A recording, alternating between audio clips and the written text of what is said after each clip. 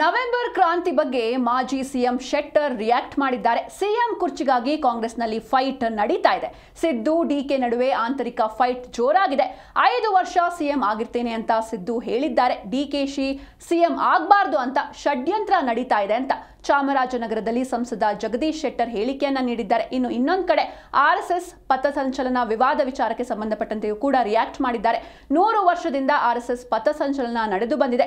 ಇಂದು ಸರ್ಕಾರಕ್ಕೆ ನ್ಯಾಯಾಲಯ ಛೀಮಾರಿ ಹಾಕಿದೆ. ಕಾನೂನು ಹೋರಾಟದಲ್ಲಿ ಸರ್ಕಾರಕ್ಕೆ ದೊಡ್ಡ ಸೋಲಾಗಿದೆ. ರಾಜ್ಯದಲ್ಲಿ ಎಲ್ಲವನ್ನೂ ಕೂಡ ರದ್ದು ಮಾಡೋದಕ್ಕೆ ಆಗೋದಿಲ್ಲ. ಇದೆಲ್ಲ ಸರ್ಕಾರಕ್ಕೆ ಯಾಕೆ ಬೇಕಿತ್ತು ಎನ್ನುವಂತಹ ಪ್ರಶ್ನೆಯನ್ನ ಚಾಮರಾಜನಗರದಲ್ಲಿ ಸಂಸದ ಜಗದೀಶ್ ಶೆಟ್ಟರ್ ಮಾಡಿದ್ದಾರೆ. ಕ್ರಾಂತಿ ನವಂಬರ್ ಕ್ರಾಂತಿ ಅಂತ ಹೇಳಿದವರು ಯಾರು? ಅವ್ರ ಮಂತ್ರಿಮಂಡಲದಂತ ರಾಜಣ್ಣವರೇ ಹೇಳಿದರು ನವಂಬರ್ ಕ್ರಾಂತಿ. ನಾವೇನು BJP ಹೇಳಿಲ್ಲ. ಆಮೇಲೆ ಈಗ 2026ರಲ್ಲಿ ಕೇಂದ್ರ ಸರ್ಕಾರ ಅವ್ರಿಗೆ ಅಧಿಕಾರ ಇದೆ ಜಾತಿ ಗಣತಿ ಮತ್ತು ಜನಗಣತಿ ಮಾಡಲಿಕ್ಕೆ.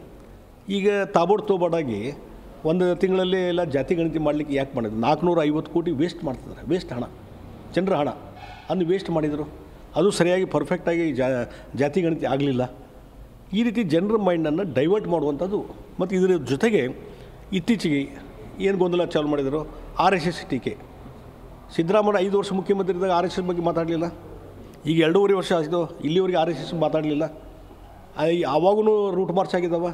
100 ವರ್ಷಗಳು ರೂಟ್ ಮಾರ್ಚ್ ಆಗ್ತಾಯಿದ್ದಾವೆ ಎಲ್ಲ ಕಡೆ. ಇಲ್ಲಿ ಚಾಮರಾಜನಗರ ಹಿಡ್ಕೊಂಡು ಪ್ರತಿಯೊಂದು ತಾಲೂಕು ಇರ್ಬೋದು, ಮೈಸೂರಿನಲ್ಲಿರ್ಬೋದು, ಯಾವುದೇ ಭಾಗದಲ್ಲಿ ತೆಗೆದುಕೊಂಡ್ರಿ ಪ್ರತಿಯೊಂದು ಕಡೆಯೂ ಇವತ್ತು ರಿಪೋರ್ಟ್ ಬರ್ತಾಯಿದ್ದಾವೆ. ವಿಜಯದಶಮಿ ಸಂದರ್ಭದಲ್ಲಿ ರೂಟ್ ಮಾರ್ಚ್ ಸಹಜವಾದಂಥ 100 ವರ್ಷದಿಂದ ನಡ್ಕೊಂಡು ಬಂದಿದೆ ರೂಟ್ ಮಾರ್ಚು. ಇವತ್ತಿನ ಇನ್ನಿದಲ್ಲ. ಮತ್ತು ಇವ್ರಿಗೆ ಅದನ್ನು ಅಧಿಕಾರವೂ ಇಲ್ಲ. ನಿಮಗೆ ಫ್ರೀಡಮ್ ಆಫ್ ಸ್ಪೀಚು ಎಲ್ಲ ಕೊಟ್ಟು ಸಂವಿಧಾನದ ಹಕ್ಕಿದೆ ರೀ ಎಲ್ಲರಿಗೆ. ನೀವು ಕಾನೂನು ಸುವ್ಯವಸ್ಥೆ ಸರಿ ಇಲ್ಲ ಅಂಥೇಳಿ ರದ್ದು ಮಾಡಲಿಕ್ಕೆ ಆಗೋದಿಲ್ಲ. ಈಗ ಹೈಕೋರ್ಟ್ ಛೀಮಾರಿ ಹಾಕಿದೆ. ಈಗ ಒಂದು ದೊಡ್ಡದಾದಂಥ ಇವತ್ತು ಕಾನೂನು ಹೋರಾಟದಲ್ಲಿ ದೊಡ್ಡ ಫೇಲ್ಯೂರು ಸರ್ಕಾರದ್ದು. ಅದಕ್ಕಾಗಿ ಇದನ್ನೆಲ್ಲ ಯಾಕೆ ಬೇಕಾಗಿತ್ತು ಅಂತ ನಿಮಗೆ. ಮತ್ತು ಸರ್ಕಾರಿ ನೌಕರದಾರರು RSS ಚಟುವಟಿಕೆಯಲ್ಲಿ ಭಾಗವಹಿಸಬಾರ್ದು ಅಂತ ಹೇಳಿ ಇವತ್ತು ಹೇಳುವಂಥದ್ದು. ಅದಕ್ಕೇನಾದರೂ ಬ್ಯಾನ್ ಮಾಡಿದರೆ ನೀವು? ಇಲ್ಲ. PDOವನ್ನು ಸಸ್ಪೆಂಡ್ ಮಾಡಿದ್ದ ಕಾನೂನು ಬಾಹಿರ. ಹಿಂದೆ 1966ರಲ್ಲಿ ನೆಹರು ಸರ್ಕಾರ ಮಾಡಿದರು ನಿರ್ಬಂಧ, RSS ಆ್ಯಕ್ಟಿವಿಟೀಸ್ ಹೋಗಬಾರ್ದು ಅಂತೇಳಿ. ಮುಂದೆ 2024ನೇ ಇಸ್ವಿಯಲ್ಲಿ ನರೇಂದ್ರ ಮೋದಿ ಸರ್ಕಾರ ಆ ನಿರ್ಬಂಧ ಮಾಡಿದಂಥ ಏನು ಹೆಸರಿತ್ತು RSS ಆ ಸರ್ಕ್ಯುಲರ್ದಲ್ಲಿ ಅದನ್ನು ವಾಪಸ್ ತೊಗೊಂಡಾರ. ಈಗ ಕೇಂದ್ರ ಸರ್ಕಾರ ಇರಲಿ ರಾಜ್ಯ ಸರ್ಕಾರ ಇರಲಿ ಯಾವುದೇ ನೌಕರದಾರರು RSS ಚಟುವಟಿಕೆಯಲ್ಲಿ ಭಾಗವಹಿಸಲಿಕ್ಕೆ ಸಂಪೂರ್ಣವಾದಂಥ ಹಕ್ಕಿದೆ. ಸಂವಿಧಾನಬದ್ಧವಾದಂಥ ಹಕ್ಕು. ಅದೊಂದು ಪೊಲಿಟಿಕಲ್ ಪಾರ್ಟಿ ಅಲ್ಲ.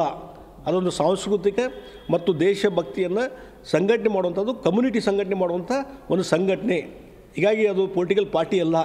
ಹೀಗಾಗಿ ಈ ರೀತಿ ಏನೋ ಭೇದ ಭಾವ ನೀವು ಮಾಡಲಿಕ್ಕೆ ಹೊಂಟ್ರೆ, ರಿಸ್ಟ್ರಿಕ್ಷನ್ ಹಾಕಕ್ಕೆ ಹೋದರೆ ನಿಮಗೆ ಮತ್ತೆ ಕಪಾಳ ಮೋಕ್ಷ ಮತ್ತು ಮುಖಬಂಧ ಆಗ್ತದೆ. 100 ವರ್ಷ